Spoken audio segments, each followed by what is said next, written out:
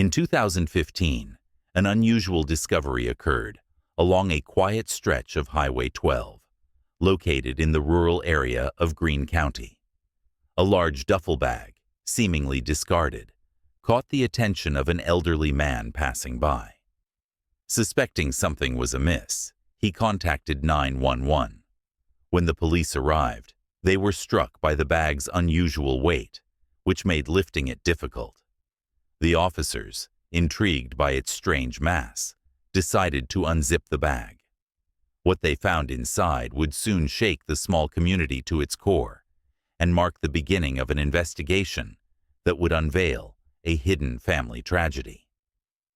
At the heart of this mystery was the Smith-Jones family, a seemingly perfect blended family that had built a facade of success and happiness. John Smith, a prosperous businessman in his late 40s, was the head of the family.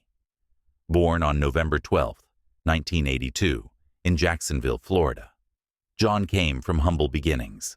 His parents, both high school sweethearts, instilled in him a strong work ethic and a sense of responsibility.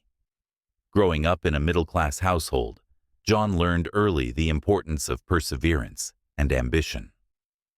As John entered adulthood, his natural charisma and leadership skills set him apart, earning him a reputation as a rising star in the business world. He married Emily Jones, a beautiful and charming woman in her mid-30s, 6 years before the events that would forever change their lives. Together, they formed a tight-knit family, including John's son from a previous marriage, Parker, and Emily's daughter, Avery. The family, from the outside, appeared to be a picture-perfect unit, supportive and loving. However, John's history with relationships wasn't without its complications. His first marriage, to Natasha Smith, had started 2 decades earlier, in 1990. Natasha was a brilliant marketing executive who crossed paths with John at a networking event in New York.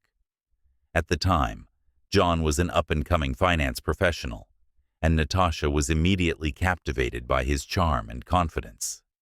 Their initial attraction led to a whirlwind romance that was further strengthened by their shared passion for business and success.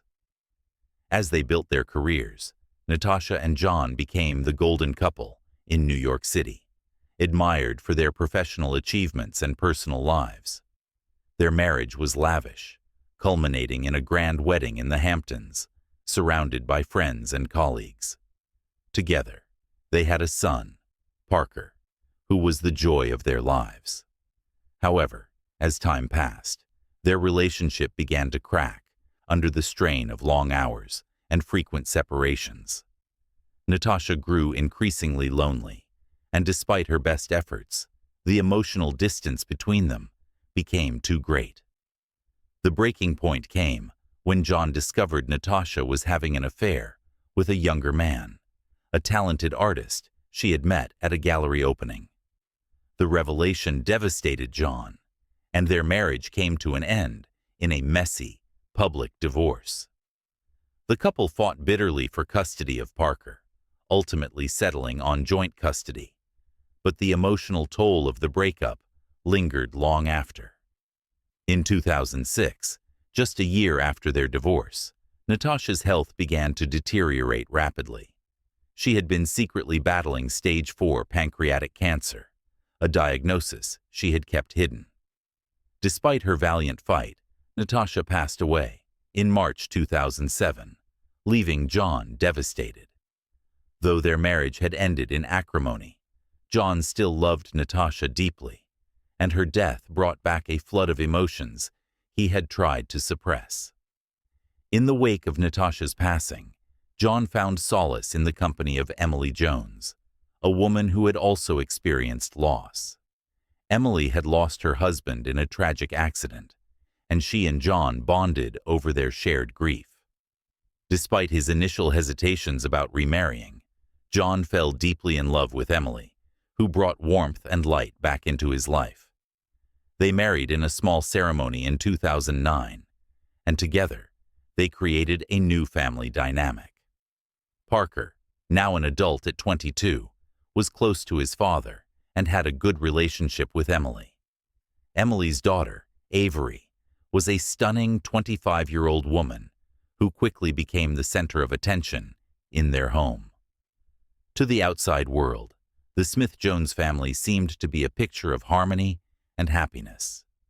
But everything changed on October 18, 2015. On that fateful morning, Avery's lifeless body was discovered in a large duffel bag, discarded on a remote stretch of Highway 12. The discovery sent shockwaves through the tight-knit community, and the family's perfect facade began to crumble. Investigators quickly arrived at the scene, where they found that Avery's body had been brutally mutilated, showing signs of severe trauma and a violent struggle. It was evident that she had not died easily. Avery had been missing for 2 days, having sent a text to her family saying she was visiting her boyfriend, Adrian, and would return the following week. When the body was discovered, Detective Matthews took charge of the investigation. The police began questioning the Smith-Jones family, starting with Parker. He told investigators that while he never felt particularly close to Avery, it wasn't due to any animosity. Rather, it was because he had struggled with his father's remarriage. His loyalty to his late mother had made it difficult for him to accept Emily as a replacement. John was interviewed next, and he revealed that, despite Parker's statements, Avery had been close to him. He described their relationship as sibling-like, with a deep bond. John also noted that Parker seemed to know more about Avery's life than anyone else in the family, including her mother. However, there was a contradiction in their statements when it came to Avery's final days. John recalled hearing Avery's voice coming from Parker's room on the 16th, but when he knocked on the door, no one answered. He then believed that everyone had gone out. The police, suspicious of the inconsistencies in the family's statements, began to investigate further. A forensic examination of Avery's body revealed that she had been suffocated before being dismembered with a butcher's knife. There was no immediate clue pointing to the killer, but the police were determined to uncover the truth. On October 22nd, the Smith-Jones family was called to provide more statements at the police station. John was asked about his interactions with Avery, and he mentioned a strange text from her about visiting Adrian. However, when the police questioned Adrian, they found no evidence that he was involved.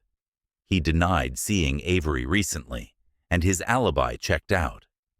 The investigation then focused on Parker. Despite his earlier claims, it became clear that he had known far more about Avery than he had let on. The police checked his alibi, which turned out to be false. Surveillance footage revealed that Parker had used his father's car on the 16th, contradicting his earlier statement that he had been elsewhere. On October 24th, a search warrant was executed at the Smith-Jones home. Parker's room was scoured, and there, investigators discovered several duffel bags, a pair of gloves, and a butcher knife with bloodstains, evidence that linked him directly to Avery's murder. When confronted with the mounting evidence, Parker broke down and confessed. He admitted that he and Avery had started an illicit affair. What had begun as a moment of comfort after Avery had a fight with her boyfriend had spiraled into a secret relationship filled with guilt and desire. The affair had turned into a desperate, destructive force that would ultimately lead to tragedy. Parker recounted how, on the day of Avery's death, she had come to his room to rekindle their relationship. In a moment of panic, as the door knocked and the risk of being discovered loomed, Parker suffocated Avery with a pillow. In the confusion and fear, he didn't realize that he had killed her. Horrified, he dismembered her body, attempting to fit her into a duffel bag before dumping it by the side of the highway. The arrest and the investigation shook the Smith-Jones family to its core. John, who was still in disbelief over his son's actions, tried to protect Parker, claiming that his confession was coerced. The media exploded with coverage of the case, with many arguing over whether Parker's crime was intentional or a tragic accident. On November 1st, Parker was sentenced to life in prison, despite his claims of innocence. His father, devastated, yelled at the judge, unable to come to terms with the devastating loss. The tragedy left a deep scar on the Smith-Jones family. Emily, who had been close to Avery, was devastated. Her daughter's violent death was too much to bear, and she struggled to find any sense of closure. The case became a topic of intense public debate. Should Parker face a harsher sentence for his actions? Was the emotional turmoil of his upbringing enough to explain what happened, or was it simply a heinous crime? In the end, the family's perfect facade was shattered, leaving behind a trail of grief, betrayal, and unanswered questions. Would John ever be able to reconcile with Emily after what happened to her daughter? Would anyone in the family ever truly heal from the loss and horror of that day? Only time would tell. Thanks for watching.